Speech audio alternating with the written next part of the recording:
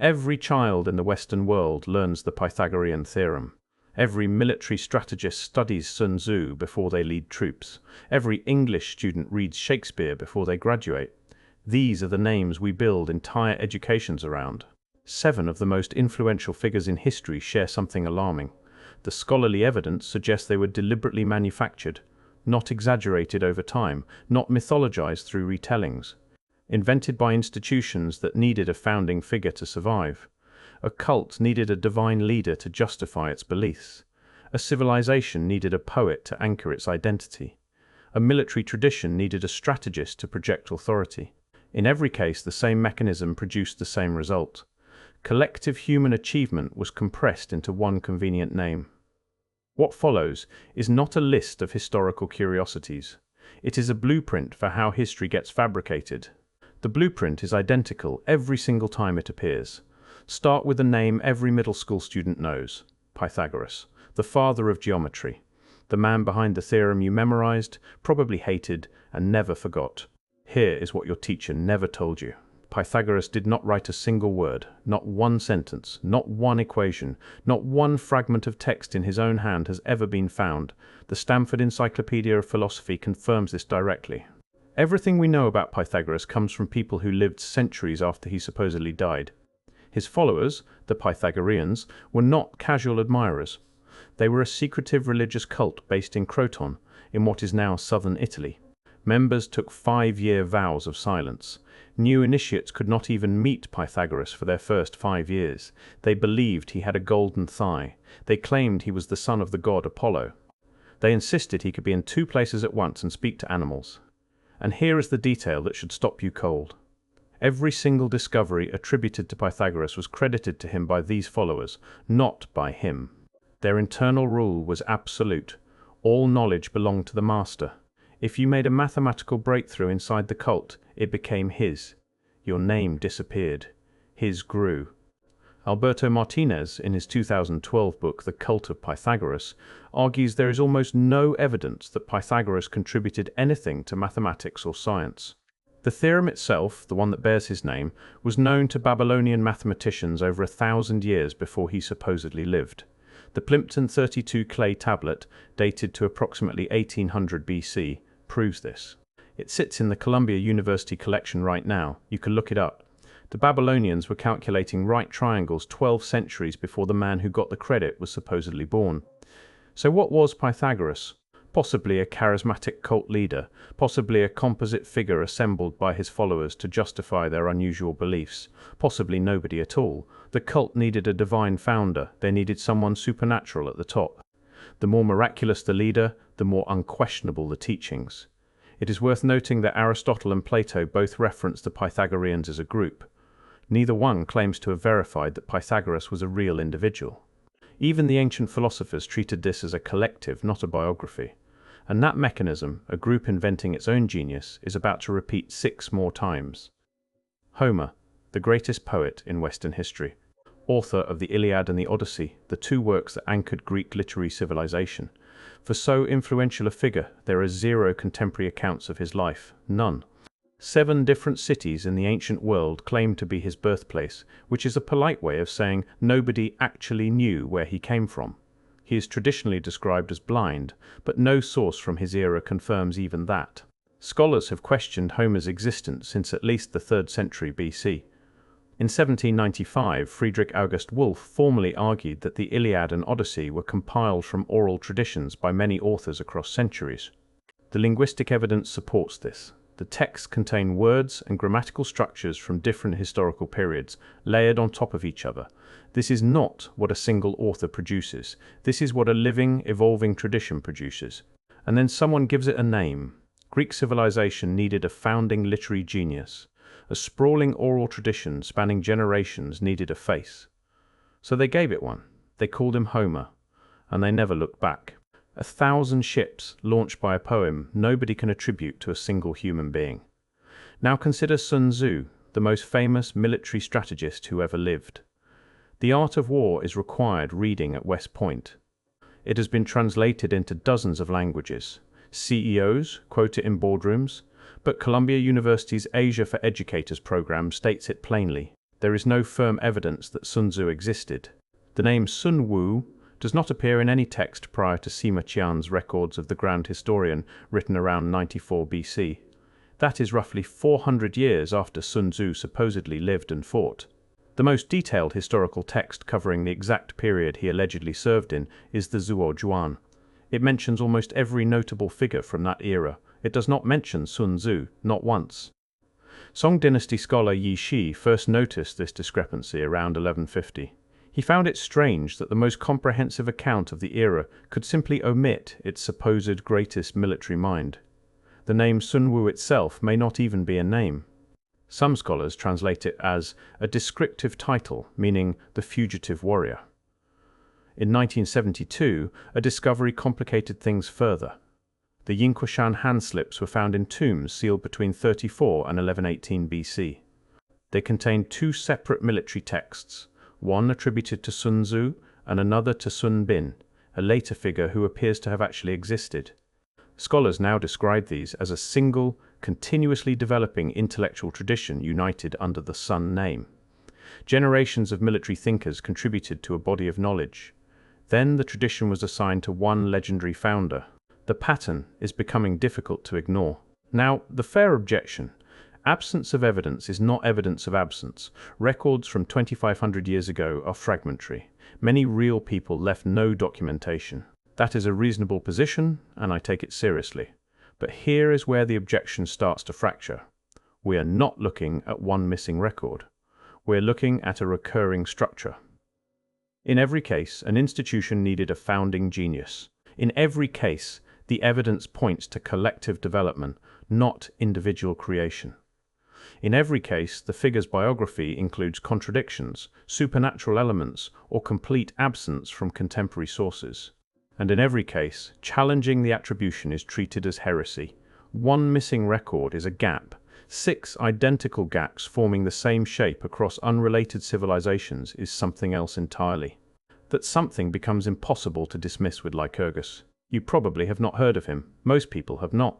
But his case strips away every excuse and leaves the mechanism completely exposed.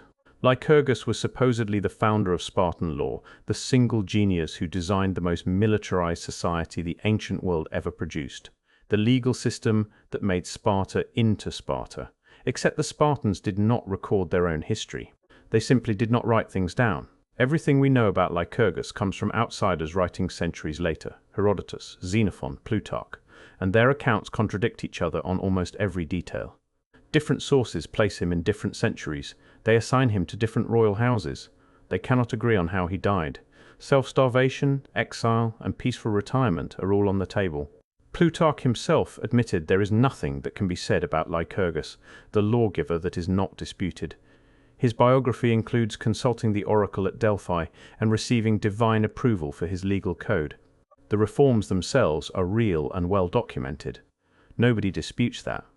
The question is whether one man authored them or whether Lycurgus was a name Spartans assigned to a process that evolved over generations. A legal system so extreme that it demanded every boy be taken from his family at age 7 needed divine authorization. It needed a founder who was more God than man. Because you cannot question a god's laws, you can question a committee's decisions. Here is what crystallized for me in the Lycurgus research. The purpose of the phantom genius is not to record history. It is to prevent history from being questioned. A system attributed to one divinely inspired lawmaker becomes untouchable. The same system attributed to centuries of trial and error becomes debatable. The manufactured genius does not explain the past. It protects the present. And that brings us to Shakespeare. This is not ancient fog. This is the 1500s. We have extensive records from this era, and the evidence for Shakespeare as the author of his plays is thinner than most people realize. In 1785, English scholar James Wilmot spent years searching Stratford upon Avon for proof that Shakespeare was a writer. He found nothing. No manuscripts, no papers, no books the man owned. 240 years later, nothing has changed.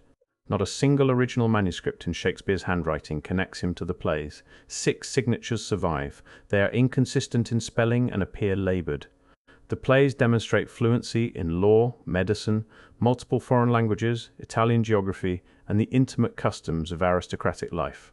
Shakespeare's documented education was a grammar school in a market town. There is a 7-year gap in the record, 1585 to 1592, when no documentation of his life exists at all. More than 80 alternative candidates have been proposed for the authorship. The late Justice John Paul Stevens of the United States Supreme Court stated publicly that he believed the evidence against Shakespeare's authorship was beyond a reasonable doubt. When confronted with this, Professor Stanley Wells, one of the foremost Shakespeare scholars alive, responded in 2011. He called it immoral to question history. Immoral. Not incorrect, not unsupported by evidence. Immoral. That word tells you more about institutional authority than any amount of literary analysis. Scholar Marcy North has documented that pseudonymous and proxy authorship was common and marketable in the Elizabethan era. Writers routinely published under false names. I want to be clear, the majority of Shakespeare scholars maintain his authorship. Their case rests on title page attributions, references from contemporaries, and the first folio published in 1623, 7 years after his death. That evidence exists. What unsettles me is not the answer. It is the fury directed at anyone who asks the question. I need to be straightforward about the next two figures. I spent a long time deciding whether to include them. The cases are weaker. The counter-arguments are stronger. Charlemagne almost certainly existed. Solomon's absence from the record might simply reflect how little survives from the 10th century BC. I am not presenting these as equivalents to Pythagoras or Sun Tzu. But the reason I cannot leave them out is specific. It is the mechanism. In 1986, an international archaeological conference in Munich addressed a well-known problem: widespread document forgery by the medieval Catholic Church. Horst Fuhrmann, president of the Monumenta Germaniae Historica, confirmed the scale of it. This is not a conspiracy theory. It is the scholarly consensus. The Church forged documents routinely. In 1991, German historian Herbert Illig built on this foundation. He proposed the phantom time hypothesis, arguing that 297 years of history were fabricated. In his telling, Charlemagne was an invention. His theory has been largely debunked. Tree ring dating, Chinese and Islamic records from the same period, and astronomical observations all contradict it, but the forgery he pointed to is real. The practice of manufacturing historical authority through falsified documents was institutionally supported. That is not Illig's theory, that is established history. The question is not whether institutions forged documents. They did. The question is how far it went. Solomon raises a similar problem from the opposite direction. The Bible describes him as the wisest and wealthiest king in the ancient Near East, a vast kingdom, international trade networks, a temple so magnificent it became the defining structure of its age. And yet, neighboring civilizations, Egypt, Assyria, Babylon, who recorded everything, make no mention of Solomon or his kingdom at the scale described. Decades of archaeological excavation in Jerusalem have found no monumental construction from the 10th century BC matching the biblical account. The temple that supposedly defined an era has left zero physical trace. In 2001, Israel Finkelstein of Tel Aviv University and Neil Asher Silberman argued in The Bible Unearthed that the united monarchy of David and Solomon is largely a political myth, created not during Solomon's supposed era but centuries later, during the late monarchic period, when the kingdom of Judah needed a golden age to justify its authority. A struggling kingdom needed a magnificent past, so it manufactured one. The wisest king, the grandest temple, the wealthiest era, all retroactively constructed to make the present feel like a continuation of something glorious, all pointing backward to legitimize whatever came after. 7 figures, 7 institutions. A cult, a civilization, a military tradition, a city-state, a literary establishment, a church, a kingdom. In every case, the same structure. Collective achievement compressed into a single name. Gradual development repackaged as individual genius. And in every case, the manufactured figure does the same work.